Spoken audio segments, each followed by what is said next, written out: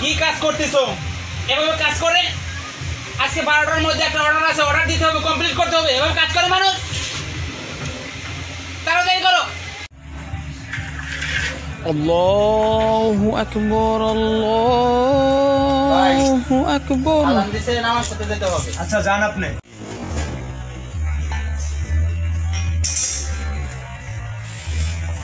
আজকে শুক্রবার, জুম্মার দিন, আমার নামাজ পড়তে যেতে হবে। 1 ঘন্টা ছুটি লাগবে আমার। আজই যদি পড়তে যাবেন তো শুক্রবারে কাজের দরকার নাই, শুক্রবারে আসবেন না আপনি। যে দোকানে নামাজের সময় দেওয়া হয় না, সেই দোকানে আমি কাজই করলাম না।